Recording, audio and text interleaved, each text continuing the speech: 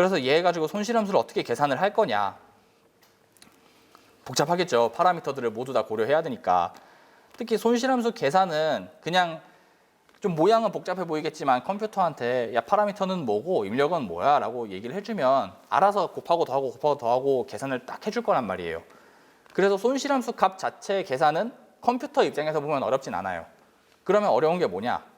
얘를 그래서 손실함수가 어떤 방향으로 가야 작아지는데? 라는 문제가 돼요.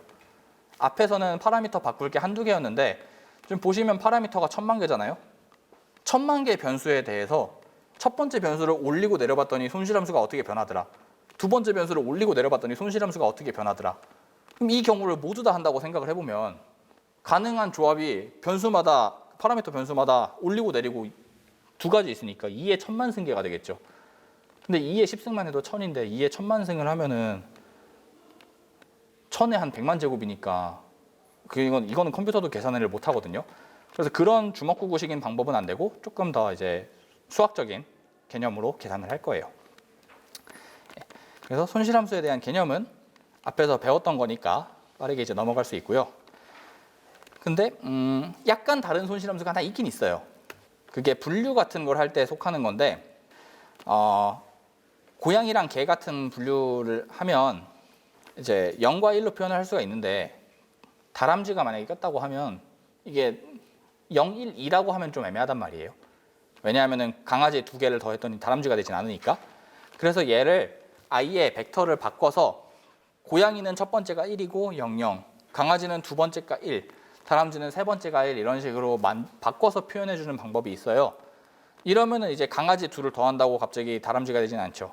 물론 강아지 둘을 더하면 2라는 이상한 개념은 결과물로는 적용될 수 있는데 이건 결과물을 0과 1 사이로 맞춰주면 돼요. 그러면은 어떤 결과물 0.7, 0.2, 0.1이라는 게 있을 때 고양이일 확률은 0.7, 강아지일 확률은 0.2, 다람쥐일 확률 0.1이다 라고 해석을 할 수가 있겠죠. 이게 되기를 우리가 원하고요. 이게 되도록 우리가 손실함수를 정해줄 거예요. 물론 이렇게 표현을 해도 앞에 있는 L2 손실함수나 L1 손실함수를 사용할 수는 있기는 해요. 근데 그거보다 조금 더 그 정보공학적으로 좋은 함수가 있다라는 거죠. 그래서 뭐 y1이랑 0, y2랑 1, y3랑 0 비교를 해주고요. 소프트X는 잠깐 건너뛰고 이게 마지막 출력을 이제 확률로 바꿔주는 층이다라고 얘기를 해서 잠깐 건너뛰고요. 그래서 마지막 층이 확률이면 개의 손실함수는 어떻게 되냐라고 이야기를 했을 때 여러분들 고등학생이니까 로그는 알죠? 그래서 마이너스 P랑 로그 Q를 곱해서 전부 다 더해요. 이걸 이제 엔트로피라고 부르는데 결과적으로는 이게 결국에는 이제 P1과 Pn이 동물, 그러니까 P1, P2, P3라고만 할게요. 앞에 우리가 고양이, 강아지, 다람쥐만 다뤘으니까 그 세 개의 확률 변수가 있으면 그걸 확률 분포라고 볼 수 있죠. 얘의 확률, 얘의 확률, 얘의 확률.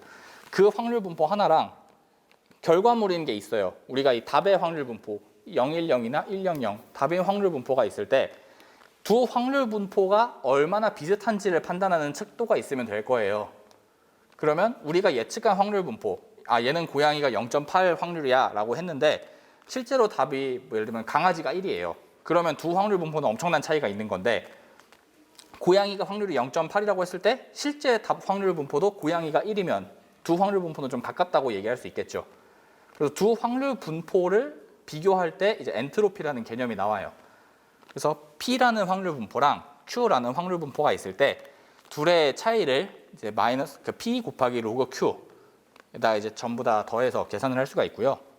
마이너스 곱해지고 이제 순서는 보통 이제 거리이기 때문에 얘랑 가깝게 만들든지 얘랑 가깝게 만들든지 큰 결과물에 이제 차이는 없을 수 있는데 결국엔 둘이 가깝게 만드는 게 목적이니까요. PI 부분을 참값으로 쓰고 QI 부분은 예측값으로 써요. 그리고 QI 부분에 이제 뭐 0 부분 나오는 약간 미묘한 문제가 있을 수 있어서 처리는 해주고요. 그리고 저렇게 확률로 나타내는 부분을 조금 전에 넘어갔었던 이 소프트맥스라고 얘기를 해주는데요. 초월수 E, 자연상수를 하거든요. 어쨌든 무슨 상수라고만 생각을 해두세요. 아직 안 배우신 분들은. 저 상수에다가 지수승을 해요. X승. 그걸 전부 다 더한 걸로 나눠주면 일단 위에 있는 거를 전부 다 더한 게 아래에 있는 거니까 저렇게 되면은 전체 합이 1이 되는 거는 보이죠. 저렇게 하는 이유가 뭐냐면은, 그리고 왜 이 말이 소프트맥스냐면은 이게 상수배를 여기서 더할 수가 있는데요. 그러니까 E에 x 원승을 하는 게 아니라 C 곱하기 x 원승 같은 걸 하고 이 C 부분에다가 큰 수를 넣으면 얘가 좀 맥스 쪽으로 가까이 가고 이게 0이 돼버리면은 전부 다 똑같아서 그냥 n분의 1 확률값이 되어버리거든요. C가 0이냐 아니면 아주 크냐에 따라서. 그래서 이게 균일한 분포인 n분의 1, n분의 1에서 아주 확실한 맥스 분포, 가장 큰 것만 1이고 나머지는 0이다. 이 사이를 연결해 준다고 해서 소프트 맥스라고 이름을 붙여요. 개념적으로는 그렇고 그냥 층을 계산을 이렇게 만든다라고 얘기하시면 돼요. 사실 제일 중요한 건 위에 두 부분이거든요. 아래 계산을 어떻게 해서 1로 만드느냐 보다 확률이라는 개념을 우리가 비교하고 싶으니까 그 합이 1 되도록 좀 정교화를 해준다. 그렇게 이야기를 하죠. 그래서 교차 엔트로피를 통해서 저렇게 얻은 확률을 비교해서 손실함수라는 값을 계산할 수가 있고요. 그래서 손실함수를 계산을 했어요. 저런 특별한 함수가 될 수도 있고 아니면 앞에서 배웠던 일반적인 MSE란다. L2 손실함수나 L1 손실함수 같은 게 될 수도 있죠. 계산은 컴퓨터가 이제 할 수 있다고 했어요. 그러면 얘를 어떻게 내릴 거냐? 이때 첫 번째 변수 A1 그리고 마지막 변수 A1000만까지 있을 때 하나씩 올려보고 내려보는 건 너무 힘들다 그랬는데 거기에서 약간 아이디어를 얻어서 전체적인 모습은 우리가 몰라도 현재 위치에서 어느 방향으로 가는지 제일 빠른지는 알 수가 있거든요. 수학 계산을 통하면. 그래서 그 개념을 보통 어떻게 얘기를 하냐면은 우리가 전체적인 모습은 못 봐요. 예를 들면 지금 산 꼭대기는 아니더라도 산 중턱쯤에 있는데 안개가 굉장히 자욱히 꼈어요. 그래서 내가 지금 산에 어디 위치에 있는지는 모르겠는데 일단 살려면 내려가긴 해야 될 거 아니에요. 그래서 내려가려고 하는데 지금 주변이 안 보여요. 그때 할 수 있는 가장 최적의 선택은 뭐냐? 그러니까 최적이라는 게 가장 빨리 내려갈 수 있는 방법은 뭐냐? 그때 내 발밑을 바로 본 다음에요. 발밑을 이제 발을 딛고 섰으니까 알 수 있죠. 발을 디뎠을 때 상하 좌우 또는 팔방까지 포함을 해서 어느 쪽으로 기울기가 가장 심한지를 보는 거예요. 만약에 내가 이렇게 서 있는데 이쪽 방향으로 봤을 땐 기울기가 조금 올라와 있어요. 발이 이렇게 돼 있으면 올라와 있는 거겠죠. 그러면 내가 산의 전체적인 모습은 몰라도 이쪽으로 가면 올라간다는 개념이 나오죠. 그럼 반대쪽으로 가면 조금은 내려오겠죠. 근데 조금 더 돌아서 서봤더니 이번엔 이쪽을 보고 섰더니 좀 발이 좀 되게 가파르게 돼 있어요. 그러면 이쪽은 경사가 심하다는 얘기잖아요. 그러면 나는 일단 빨리 내려가야겠으니까 이쪽 방향으로 경사가 심한 쪽으로 일단 한 걸음 내리려 보자 하는 거예요. 그러면은 그 과정을 앞으로 매 걸음마다 반복을 해본다고 합시다. 그러면은 매 걸음마다 어떤 방향으로 일단 내려가긴 하겠죠. 그리고 쭉 갔더니 점점 평평해져요. 그러면은 지표면 좀 그 산에 뭐라 그래야 내가 중턱에 있었으니까 아랫부분에 가까워졌구나. 내가 좀 안전한 데로 왔구나 하고 생각을 할 수가 있겠죠. 그래서 그 개념이 이제 경사하강법이라는 거예요. 경사를 내 점에서 주변을 살짝 본 다음에 내 발밑 같은 부분을 본 다음에 경사가 가장 심한 곳을 찾아요. 그리고 그 부분을 향해서 내려가요. 그리고 그걸 계속 반복하는 거죠. 평평해질 때까지. 그러면 문제가 여기서 생기는 게 일단 경사는 어떻게 찾을 거냐? 그리고 한 걸음 나가는 건 어떻게 할 거냐? 이 두 개가 문제가 될 거거든요. 그러니까 경사를 찾는 게 사실 가장 중요한 문제인데 이거는 여러분들이 안 배운 내용이 필요해요. 물론 고등학생이니까 변수 하나짜리에 대해서는 미분이라는 개념을 배웠을 거예요. 뭐 1학년은 아직 안 배울 수도 있는데 미분이라는 개념을 알고 있다고 생각을 하면요. 우리가 파라미터들이 많지만 일단 하나짜리만 생각을 해보면 미분을 해보면 이 함수의 그래프에 기울기라는 정보가 나오죠. 그리고 그 기울기가 이 함수가 가장 빠르게 변하는 방향이라고 얘기할 수 있거든요. 무슨 말이냐면 지금 이 왼쪽에 있는 그림처럼 보면은 맨 위에 있는 빨간 점을 봐요. 여기에서의 미분을 구해보면 그래프의 기울기니까 이렇게 가파르게 나오죠. 그래프가 기울기가 음수라는 얘기는 내가 X방향, 양의 방향 쪽으로 한 걸음 걸어갔을 때 그 가파른 방향으로 빠르게 내려간다는 의미고 중간에 있는 빨간색을 보면은 기울기가 좀 내려갔잖아요. 그럼 X 방향으로 내가 한 걸음 1만큼 갔을 때 또 조금 내려온다는 얘기죠. 근데 맨 바닥에 있는 층을 보면은 기울기가 0이죠. 여기는 더 이상 어디로 갈 방향이 없다는 얘기예요. 내가 딱 발을 딛고 섰을 때 완전히 평지란 얘기니까. 그래서 미분을 이렇게 일변수 그래프에서 계산해 보면 각각 점에서 기울기가 음수인 쪽으로 내가 한 걸음 x를 하나씩 증가해 나가면 저 0으로 도달하는 걸 쉽게 볼 수 있죠. 그래서 미분을 이용하면 이렇게 기울기를 계산할 수 있다는 게 되고요. 또 여기서 약간 뭐라 그래야 될까 생각을 해보면 x를 하나 변화시키긴 했을 때 기울기가 크면은 더 많이 내려가는데 그게 어느 정도 비례해서 볼 수 있거든요. 그래서 세타라는 파라미터를 f를 미분한 값에 비례해서 더 많이 이동시키는 거예요. 그러니까 지금 df 세타를 d 세타로 미분한 거는 그냥 일변수니까 여러분들이 아는 미분이라고 생각을 하세요. 그러면 접선의 기울기가 나오는데 그거에 이제 반대 방향, 얘가 지금 증가하는 방향으로 돼 있어서 마이너스를 붙여야 아래로 내려가는 방향이 되거든요. 내려가는 방향으로 그 크기에 비례해서 변화시킨다라는 얘기가 되고, 지금 뭐 그걸 약간의 일종의 유사 코드로 쓰면 이렇게 되는 게 하는데, 이거는 여러분들 그림으로 보는 게 나아요. 그래서 예시를 하나 해보면 세타 제곱이라는 거에 대해서 마이너스 1이라는 점에서 시작해서 저 알고리즘을 계속 적용을 해본 거거든요. 그 시작점이 세타 제로고 그 다음 점이 세타 1 같은 거예요. 그래서 세타 제로가 지금 마이너스 1에서 시작을 되었을 때 세타 제곱 미분하면은 이게 2세타잖아요. 이거는 쉽죠. 그래서 2세타에 비례해가지고 세타 제로에서 2세타 곱하기 어떤 수만큼, 이 한 걸음을 의미하는 수만큼 가는 거예요. 지금 여기서는 걸음 수를 0.1로 했죠. 좀 소극적으로. 사실 0.1도 나중에는 커서 거의 한 만분의 1, 10만분의 1 이렇게 가기도 하는데요.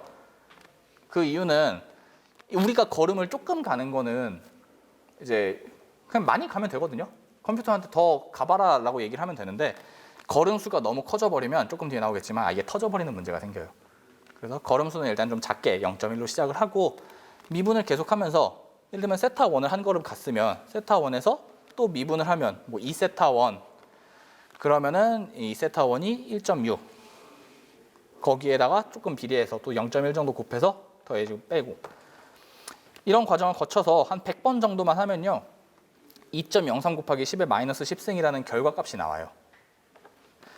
그러면 여기에다가 이제 f를 계산하면 어떻게 되겠어요? 제곱이니까 대충 한 4 곱하기 10의 마이너스 20승 정도 되겠죠. 0,0이라는 점으로 아예 다가왔죠. 그래서 이 경사각형법을 쓰면은 일단 일변수 함수에 대해서는 되게 그림이 자연스럽게 다가올 거예요. 그리고 저 걸음을 조금 더 크게 해서 0.3으로 하면은 점의 개수가 확 줄었죠. 0,0까지 도달하는 게. 실제로 얘를 똑같은 횟수 100번만큼 하면 아까 보시면 2.03 곱하기 10의 마이너스 10승이었는데요. 맨 아래줄 보시면 1.6 곱하기 10의 마이너스 40승으로 거의 4제곱 가까이 됐어요. 걸음 수가 조금만 커졌을 뿐인데 결과값은 엄청나게 큰 차이가 된 거죠. 표로 비교해 보시면은 더 명백히 알 수가 있고요. 걸음 수가 너무 크면은 터질 수도 있다 했잖아요. 실제로 2만큼 가버리면은, 우리가 x는 마이너스 1에서 시작을 했는데 한 걸음 크기가 2예요. 그러면은 100번 진행하면 마이너스 5. 여기도 부호가 지금 마이너스 9랑 마이너스 5거든요. 예, 수정 좀 해주세요. 오타예요.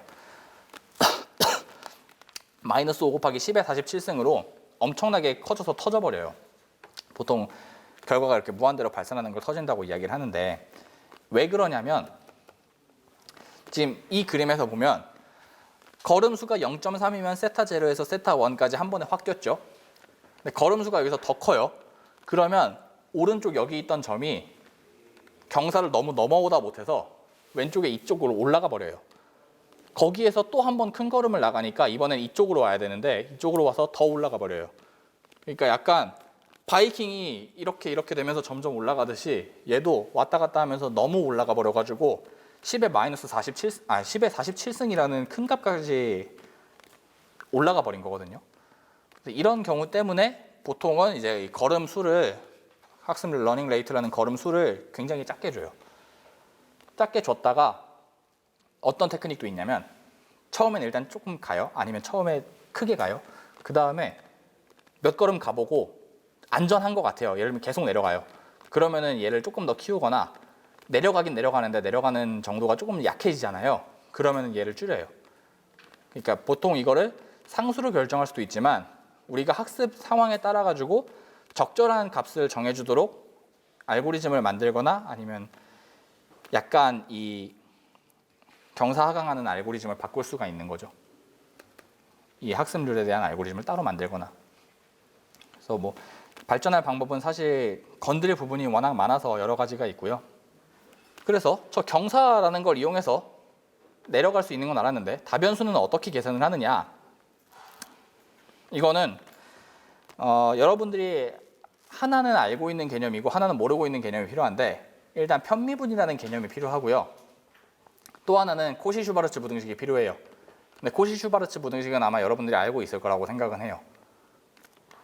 그래서 두 개를 가지고 어떻게 융합이 되냐면 일단 아까 변수가 1000만 개 있는 상황이잖아요. 우리는 지금 A1부터 A1000만이라는 숫자를 가지고 있는 상황인데 A1이라는 변수에 대해서만 손실함수를 미분을 해요. 그러면은 A1이 올라가고 내려갈 때 함수값이 얼마나 변하는지를 알 수 있겠죠. A2에 대해서도 미분을 해요. 그러니까 얘를 함수를 A1, A2를 실제로 올리고 내리면서 함수값의 변화를 보는 게 아니라 미분해서 그 점에서의 기울기만 보는 거예요. 그러면 내 점에서 A1에 대해서만 미분을 하면은 나머지는 다 그대로 있을 때 A1만 조금 변화했을 때 함수가 얼마만큼 변하는지 대충 알 수 있죠. 접선이 되니까. 그건 모든 걸 하면은 각각 예를 들면은 AI가 변화했을 때 나머지는 다 그대로고 AI가 변화했을 때 함수가 어떤 방향으로 움직이는지를 알 수 있을 거예요. 근데 우리는 실제로 어떻죠? 모든 변수를 다 고려해야 되잖아요. 모든 변수를 고려했을 때 그래 그때 제일 빨리 변하는 방향이 뭐냐라는 걸 얘기할 때 그냥 그 모든 변수를 편미분한 방향 따라서 가면 된다라는 게 알려져 있어요. 이게 코시-슈바르츠 부등식을 쓰면은 그쪽 방향으로 갈 때 이 경사가 편미분을 의미하거든요. 경사랑 우리가 가는 방향이랑 완전히 평행해져서 내려가는 값이 가장 크다라는 걸 증명할 수가 있거든요. 그래서 이 경사를 계산해가지고 넘어갈 수 있게 되고 실제로 이게 지금 등고선 같은 걸 표현한 건데 이게 뭐냐면은 x제곱 더하기 y제곱을 표현한 거예요. 그냥 x, y, z 공간상에 그러면 이런 식으로 0,0에선 0이고 주변으로 갈수록 이렇게 올라가는 모양이 되겠죠. 그리고 왼쪽에 있는 숫자는 그 지점에서의 실제 높이를 나타낸 거거든요. 그래서 2라는 점, 저 마이너스 1,1이라는 지점에서는 x제곱 더하기 y제곱이 2인데 얘에서 가장 빨리 내려가는 방향은 뭐냐? 그러면은 저 x방향으로 가면은 1만큼 내려가고 마이너스 y방향으로 내려가면은 1만큼 더 내려가는데 1, 마이너스 1 방향으로 내려가면 2만큼 내려가죠. 저 방향으로 가는 게 가장 빠르다는 걸 알 수 있고요. 저 방향을 그럼 어떻게 생각을 하면 되냐? 이게 f가 지금 x제곱 더하기 y제곱이니까 얘를 뭐 편미분을 하면은 x로 미분하면은 2x 그다음에 y로 미분하면 2y 이렇게 되긴 하거든요. 거기에서 현재 나와 있는 점 x, y 이거랑 내적을 하면은 부호가 저렇게 나오게 돼요. 네, 내적은 나오죠. 그래서 내적을 하면 코시-슈바르츠 부등식이 돼서 그 숫자만큼 가게 되거든요. 그래서 저 1, 마이너스 1이라는 방향을 계산할 수가 있고 그러면 우리에게 결국 해야 될 건 뭐냐면은 내가 서 있는 이 점에서 모든 방향으로 가보는 게 아니라 미분값이 얼마냐를 계산하는 게 될 거예요. 그래서 경사를 계산한다는 얘기가 그 미분값을 계산한다라는 이야기가 되는 거죠. 그러면 딥러닝 모델의 파라미터를 손실함수라는 걸 계산을 했을 때 미분이 어떻게 되느냐. 여기서 순전파, 역전파라는 개념이 나오는데요. 여러분들이 그 합성함수의 미분법 공식은 배우죠. 예, 거기서 보시면 F랑 G를 합성해가지고 나오면은 그게 건미분이 한 번 들어가고 보통 속미분이라고 해서 G 프라임이 뒤에 한 번 더 붙죠. 그래서 그 G 프라임이 붙는 거를 근데 사실 이게 층을 벗기면서 층이 여기 맨 아래쪽부터 맨 2층까지 한 10층 정도가 있으니까 합성함수의 미분을 10번을 그냥 하는 거예요. 그러면은 처음 층에서 첫 층을 미분하고 그 다음에 마지막 층부터 해야겠죠. 마지막 층 미분하고 그 이전 9층 미분한 게 뒤에 곱해지고 근데 그 9층 미분한 거는 또 9번째 층 미분한 거에 앞에 8층 미분한 게 곱해지고 이렇게 되겠죠. 그러면 우리가 계산할 때 어때요? 맨 뒤에부터 하나하나씩 거슬러 올라가는 모양새가 되죠. 그래서 우리가 입력을 사진 같은 입력 데이터를 아래로 내려보낼 때는 정방향으로 하나씩 내려가서 맨 마지막 최종이 이게 고양이가 얼마, 강아지가 확률이 얼마입니다 하는 식으로 나오니까 순전파라고 하고요. 실제로 미분을 계산할 땐 합성함수 미분을 이용하기 때문에 맨 뒤에서부터 하나씩 벗겨져서 나온단 말이에요. 그래서 이걸 역방향으로 온다고 해서 역전파 알고리즘이라고 해요. 그리고 이걸 계산할 때 어떻게 하느냐. 실제로 이 역사 부분에서 AI가 좀 암흑기가 한두 번 있었다고 첫 시간에 배우셨을 텐데, 그 암흑기 원인 중에 하나가 그래서 그 합성함수의 미분법은 어떻게 계산할 건데? 라는 질문에 답을 못했던 거였거든요. 우리가 이론적으로는 합성함수 해서 곱하면 되는 거 아니야? 라고 할 수 있는데, 합성함수를 미분하는 것도 사실은 저 10번째 함수를 미분하는 게 좀 복잡해 보일 수 있어요. 첫 번째 변수로 미분해야 되니까. 그래서 하는 방법이 여기에 방법까지는 책에 안 나와 있는데요. 어떻게 하냐면은 이 층을 순전파를 하면서 안에다가 정보를 저장을 해놔요. 내가 지금 현재 가지고 있는 값의 정보를. 그 정보를 저장해 놓으면은 이 역전파를 통과할 때 되게 미분값을 계산을 하기가 쉬울 수 있고요. 그리고 앞에 소프트맥스랑 크로스 엔트로피를 바로 제가 연달아서 붙였잖아요. 심지어 여러분들 중에 혹시 이미 코드를 통해서, 그러니까 본인이 그냥 따로 공부를 하든지 아니면 어디선가 배워서 케라스, 텐서플로우, 파이토치 같은 모델로 직접 딥러닝 모델을 짜본 사람이 있을 수도 있어요. 근데 그런 경우에 보면은 아예 어떻게 해놨냐면은 소프트맥스랑 크로스 엔트로피랑 붙여가지고 한꺼번에 구현을 하는 경우가 있거든요. 그 이유가 걔네들을 한꺼번에 묶으면 이 역전파 계산이 엄청 쉬워져요. 에러도 없어지고. 그래서 그런 식으로 역전파 계산이 쉬워지는 부분들도 좀 아예 쌍으로 묶어서 생각을 좀 하기도 하고요. 어쨌든 순전파로 쭉 진행을 하면서 값을 자기가 저장해 놓고 역전파로 오면서 그 한 층 한 층 계산을 그냥 층별로 하면은 바로 계산할 수 있다라는 게 알려져서 그때부터 이제 얘가 학습이 안 되는 애는 아니구나. 그 전까지는 그냥 이론적으로만 이거 미분해가지고 경사근법 쓰면 된다라고만 돼 있었는데 그때까지는 계산을 못했거든요. 그래서 자기 자신의 정보 저장해서 역으로 통과하면 된다 하는 게 됐고, 이게 뭐 자세한 수학적 이론 및 메커니즘은 생략이라고 되어 있는데 이거는 좀 아쉽지만 생략을 할 수밖에 없는 게 정규 고등 교육 과정상 그 편미분이 없어요. 그래서 편미분을 여기서 가르치기에는 아예 시간적인 문제가 좀 있어서 아예 뺐고, 마지막에 뭐 파이토치나 텐서플로우 등에서는 아예 이게 기본적으로 지원이 돼가지고 과정을 그냥 코드 한두 줄로 구현할 수 있다라고 되어 있는데, 이거는 최근에 저 라이브러리가 잘 되어서 그렇고요. 여러분들이 지금까지 배웠던 함수들 같은 경우에는 이제 뭐 손실함수도 좀 단순한 거고, 예를 들면은 P 곱하기 로그 Q인데 여러분들이 P에 대해서도 미분할 수 있고 Q에 대해서도 미분할 수 있잖아요. 로그 미분 배우니까. 그리고 L2 손실함수의 경우에도 X1 빼기 Y1의 제곱 미분할 수 있죠. L1 손실함수 X1 빼기 Y1 이런 건 다 똑같고. 그래서 사실상 이 시간에 배운 거는 여러분들이 편미분 개념만 그냥 이 변수 하나에 대해서만 미분한다, 나머지는 상수로 본다 하는 걸 알면은 계산을 해낼 수 있을 거예요.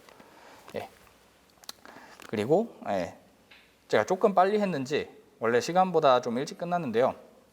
이제 내용은 여기까지가 됐고, 혹시 여러분들이 궁금하신 거 있으면은 좀 질문을 해주시고요.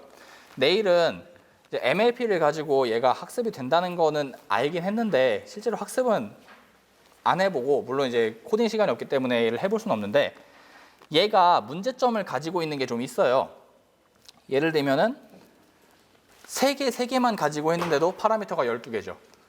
근데 이미지 같은 경우에는 얘가 3 곱하기 1000 곱하기 1000, 사실 요즘 세상에서 1000 곱하기 1000 이미지가 그렇게 엄청 고화질이라고 얘기하기는 힘들지만 그 정도 화질의 이미지 한 장만 가지고 했을 때도 입력이 300만 개란 말이에요.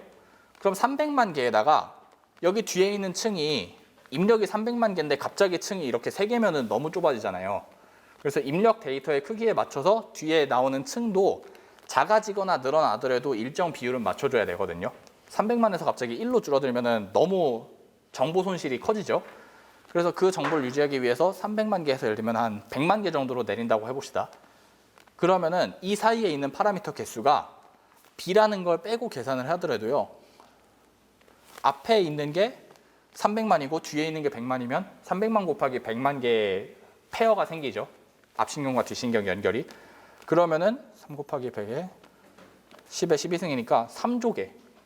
파라미터가 그거 한 층만 통과했는데 3조 개거든요. 아무리 우리가 딥러닝이 파라미터가 많고 그걸 계산해낼 수 있다고 하더라도 그 정도로 많으면 이제 너무 오래 걸려요. 실제로 그거를 계산하기 위해서는 구글 같은 데서밖에 못하는 경우도 좀 있어요. 컴퓨팅 파워 때문에. 그래서 파라미터 수가 너무 많아지는 문제점이 생겨서 얘를 조금 단순화시킬 수는 없을까? 그러니까 모든 파라미터를 다 고려하는 게 아니라 우리가 예를 들면 이쪽에 있는 신경이 갑자기 이쪽에 있는 신경이랑 연결이 되진 않잖아요. 그래서 주변에 있는 신경이랑만 연결을 시켜보면 어떨까 하는 아이디어를 생각할 수가 있죠. 결국엔 우리 인간을 모델로 하는 거니까. 그래서 그런 식으로 생각을 해서 나오는 게 이제 내일 배울 CNN이에요. CNN은 여기 보면은 첫 번째 신경이 있는데 얘는 자기 주변이랑밖에 연결이 안 돼 있거든요. 그래서 그런 식으로 파라미터 수를 획기적으로 줄여서 층을 더 깊게 쌓을 수 있게 만들고 좀 다른 장점도 더 가지게 만들어서 동일한 파라미터 수로 훨씬 더 이 MLP보다 좋은 성능을 낼 수 있게 만드는 거죠. 물론 이외에도 다른 게 좀 더 많아요. 앞에 보시면은 데이터 시간에 시계열 데이터도 있었죠. 시계열 데이터를 다루는 뭐 RNN이 있고 그래프를 다루는 GNN이 있고 기타 등등 다른 걸 다루는 것도 많은데 여러 가지가 있는데 뭐 저희가 시간상 다 다룰 수는 없으니까 가장 대표적인 거 MLP랑 CNN만 본 거고요. 그리고 시간이 조금 남았지만 질문 있으면 질문을 해주시기 바라고요. 아니라면은 제 개인적인 이 MLP 쪽에서 관심사 요즘 연구되고 있는 방향을 설명을 할 수도 있긴 한데 그거는 너무 길어질 것 같으니까 생략을 합시다. 예. MLP랑 아니면은 이 앞부분에 대해서도 만약에 질문할 게 있었는데 뭐 시간상 못했다 아니면 그때는 떠오르지 않았는데 지금 보니까 다시 좀 이해가 안 가는 게 있다 하시면 질문해 주셔도 괜찮습니다. 예. 그래서 오늘 강의는 이것으로 일단 마치고요. 뒤에 뭐 만약에 질문 같은 게 있으시면은 하시고 없으면은 마치고 내일 아침에 보도록 합시다. 수고하셨습니다.